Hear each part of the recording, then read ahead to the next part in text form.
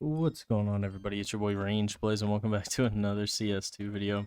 In today's Surf and Talk, I want to talk about the current kind of pro league and where we're at in it.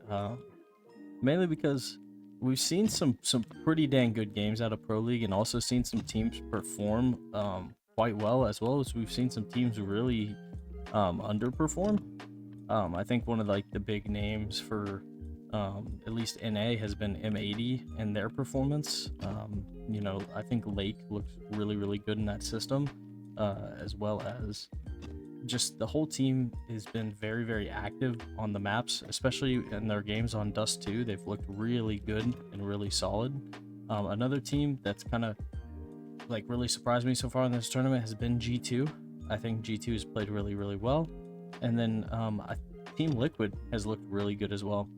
I think the addition of JKS to Team Liquid has really kind of brought them full circle. You know, they needed a player like JKS, a support type player, someone who could take control of the map other than Yakinder, because it felt like, at least watching it under Cadian's leadership, Yakinder was just kind of going out there and dying. So I can definitely say that Team Liquid has looked a lot more competitive in these games. It used to be with Liquid, it was either they were winning or they were losing bad, so it's kind of a hit or miss with them, but they've looked pretty solid throughout the whole tournament. Complexity kind of looked a little rattled, but they've kind of started to come back a little bit here. They played a big game today in which they won, so that was really good. And then, of course, we had M80 completely dismantling their opponent today and getting the 2-0. I don't think they've dropped a single map yet on Pro League, so I think they've 2-0'd everybody that they've gone up against. Now, some of that competition has been, not really top-tier competition, but they have beat some pretty dang good teams, and their resume is not looking too bad so far into it, so I'm not going to kind of drink the Kool-Aid on them yet and just say, like, oh, yeah, they're going to win Pro League. But they also just, they look really solid as a team. And it seems like they're playing really well up to this point. Mouse has looked really bad at times and then really good at others. Same thing with, like, FaZe. There's been a lot of teams that I, kind of expected to come out and really perform that haven't. FaZe Clan is just so weird because they are so hot and cold. It really depends on Rain and what kind of a day he's having as to how well that team performs. It feels like as long as Rain is hitting his shots and he's on, the team seems to be functioning really well. Roki, I know, has had some underperforming games, as well as Rops has looked kind of hit or miss, and Frozen seems to be a pretty decent player. He's pretty reliable, I'd say, for sure. So I think that the replacement for Twist being Frozen was a really good call by FaZe, and I think that he did fit in really well there. So yeah. What else can we talk about? Spirit hasn't looked great. They've been all right at times, but it still really is just as soon as Donk is underperforming, it really shows that team isn't, they're not gonna like walk away with games for sure without Donk like absolutely playing out of his mind. And he definitely has seemed to have some pretty bad moments in the series so far. Then we've got, like, right here, I just had it too. This is why these Surf and Talks are so hard, because I'm not used to like playing wall giving commentary. I'm used to like doing the commentary bit and then recording the gameplay later. But I'm trying to make this like off the top of my head, almost like a podcast style thing. So if you guys want to see me bring on guests and things like that in the future, let me know, because I think that'd be kind of cool. Make this into like a little podcast format, but kind of shorter. I'd like to keep these around 10-15 minutes long, just so that people don't get like too bored, especially because it's only, me doing really terrible at surf right now in the background for you guys. But so sorry about that. What can I talk about? God, I literally don't even know what I wanted to say. Oh, VP, man. VP has made quite a run so far, but it's just so annoying to watch. Like, I think it was a game on Friday that they literally site exec with 8 seconds left on the clock, and it worked.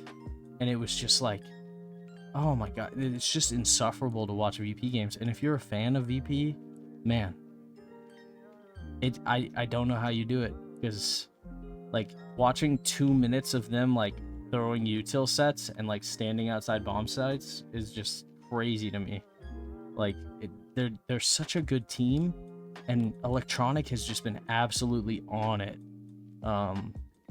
James kind of performed really well as well. So yeah, the whole team, the whole VP has played pretty dang good. It's just so boring. Like, they default so well that it's like aggravating.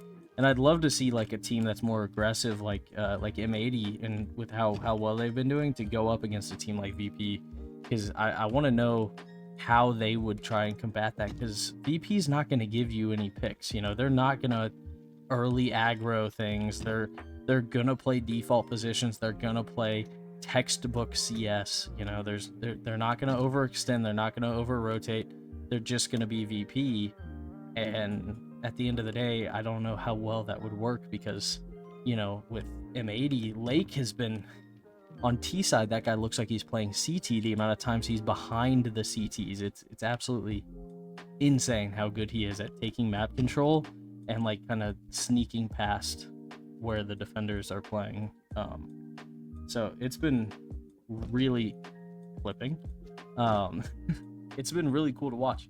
I've actually enjoyed watching like a lot of the games so far, and of course with it being in Malta, which it has been, I think, for the last couple of years now, it's hard to watch because with NA time frames, you got to be up really early to catch the beginning games, like the early games.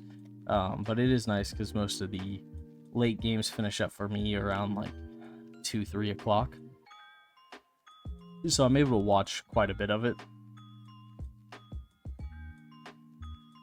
And I think that in and of itself has been kind of one of the driving factors why I've enjoyed watching Pro League so much this year, and why I think a lot of people just enjoy Pro League. They've also got like the skits this year have been top notch. Like, they've been great. It feels like most of the player interviews are always something funny. I loved the cobble game and the train game that they played here the other day. You know, it was funny listening to all the Astralis guys saying, hey, we got to speak in English. We have to speak in English, you know? So if you guys haven't caught those yet, they are up on YouTube, the full VODs, and it's really cool. They did one on cobble, one on train. Really fun. Just kind of like show matches, you know? But yeah, those I thought were really good. As well, I've seen a lot of teams, you know, kind of, you know, it looked like in the past some teams really wouldn't try with Pro League, and it feels like a lot of teams are going out there and giving it their all. So this Pro League, to me, it's felt like watching a really high quality tournament, versus it just being kind of a throwaway tournament for some teams.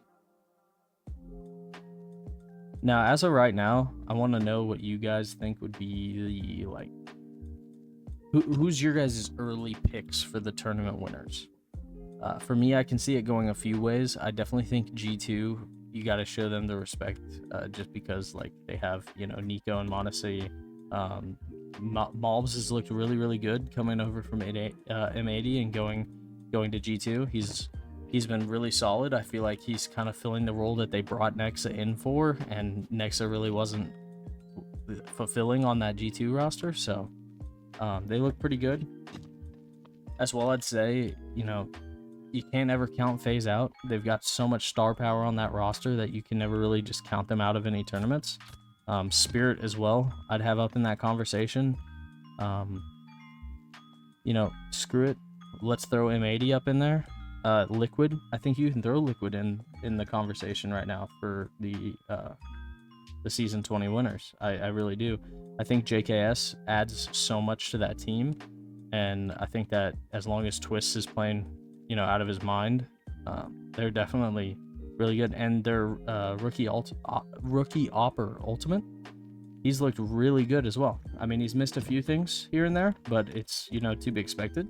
But he seems to be doing pretty well in that role. So overall, I think Team Liquid could be a contender at this pro league. Yeah, let me know what you guys are thinking down in the comment section down below. You guys even go down there and just say, hey bro, you suck at surfing, or like your takes are not that hot.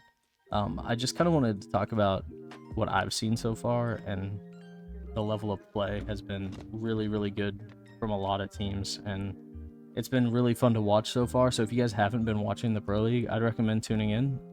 There's still a few more games left before playoffs, I believe. So I think we've got like some last chance games. And then once those are all done, we should be into the playoffs. And we've got a lot of big name, really good teams in there. I think the Mongols are still in the tournament so far. So even though I think they already lost to Spirit, they do have a chance to come back and get their revenge. I know that was a storyline people were talking about. Oh, the Mongols are gonna get their revenge. I think they got 2-1 when they played. But hey, you know. Yeah, I'm gonna try and wrap the video up now. If you guys do enjoy my content and you want to hear me yap some more about Counter-Strike, make sure you guys like and subscribe. And drop a comment down below who you guys want to win Pro League and who you guys think is going to win Pro League. And I'll see you guys in the next one. Peace.